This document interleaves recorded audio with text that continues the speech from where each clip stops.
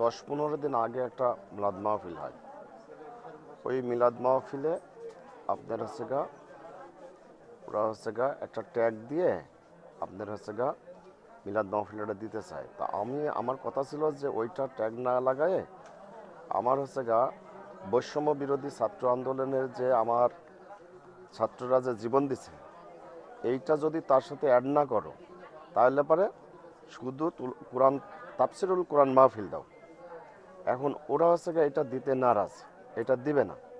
আমি বললাম যে না, এটা ছাড়া আমি মানব না। তাহলে পরে ওখানে মিলাদ মাহফিল আমি যদি তোমরা এই বৈষম্য বিরোধী ছাত্র আন্দোলনের যদি এই বিষয়টা যদি অ্যাড না করো তাহলে আমি এই বিষয়টা মানব না। ওরাও এই বিষয়টা বলি, কিন্তু যেদিন মিলাদ মাহফিল হয় তার 4-5 দিন আজ্ঞার ঘটনা বলার পরে ওরা হচ্ছে গা মানে না।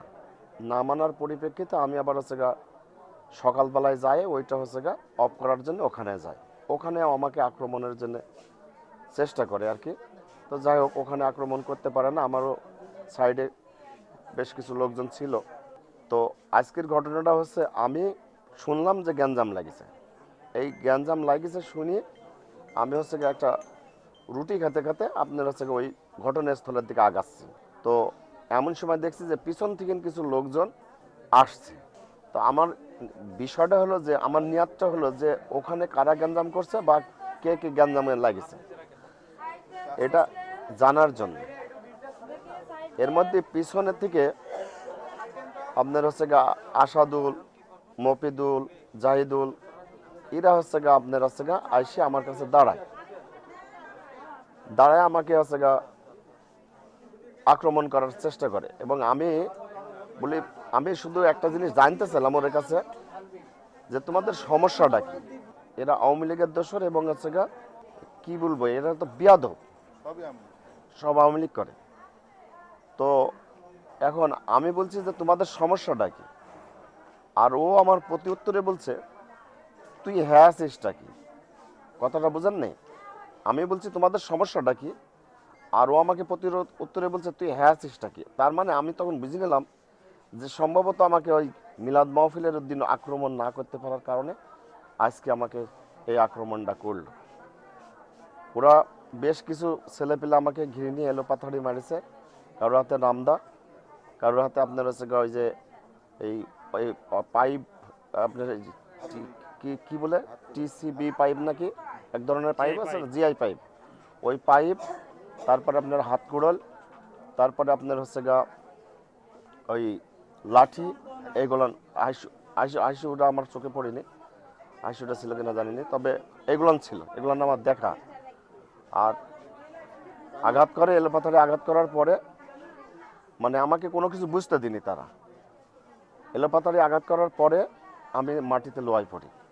ওখানে আমার বাচ্চা কাচ্চা ছেলে মেয়েরা ছিল, আমাকে ঘিরি, বাবা তুমি যাও না, বাবা তুমি যাও না, এই কথা বলছিল। ওদেরকেও পিটাছে, ওদেরকেও রক্তাক্ত করেছে।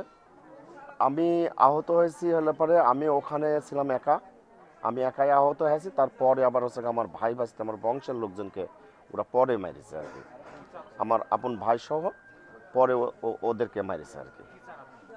আমি আমি অবশ্যই বিগত দিন ধরে তো আমার দল সুষ্ঠু বিচার তো পাইনি।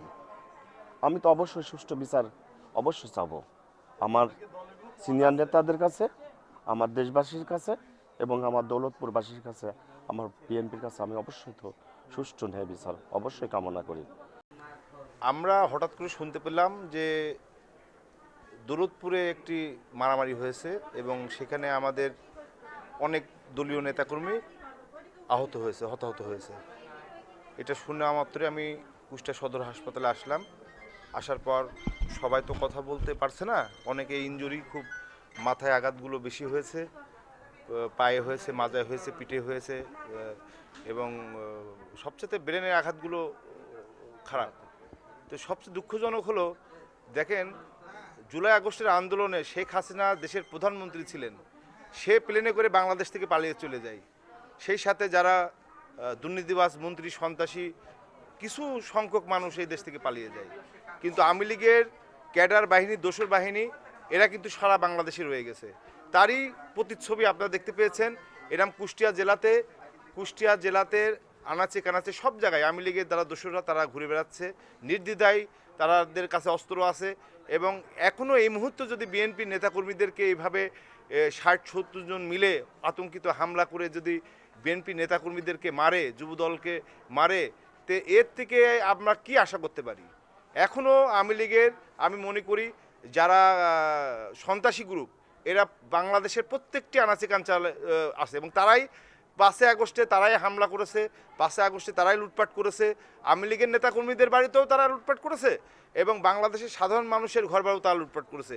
তারই ধারাবাহিকতায় আজকে দেখেন কুষ্টিয়া জেলার প্রত্যেকটা অঞ্চলে আওয়ামী লীগের দোসররা এখনো রয়ে গেছে এবং যারাই লুটপাট করেছে, অস্ত্রবাজি করেছে, চাঁদাবাজি করেছে, হত্যা করেছে, আমাদের নামে মিথ্যা মামলা দিয়ে হাজার হাজার মামলা দিয়েছে, তারাই দেখেন হঠাৎ করে আজকে আতঙ্কিতভাবে এই কুষ্টিয়া দৌলতপুর থানাতে আমাদের একটি ছেলে মজনু ও দৌলতপুর থানা যুব দলের যুগ্ম আহ্বায়ক, এত ভালো ছেলে, এর মতো ভালো ছেলে আপনারা একটু তদন্ত করে দেখেন, এর মতো ভালো ছেলে হয় না।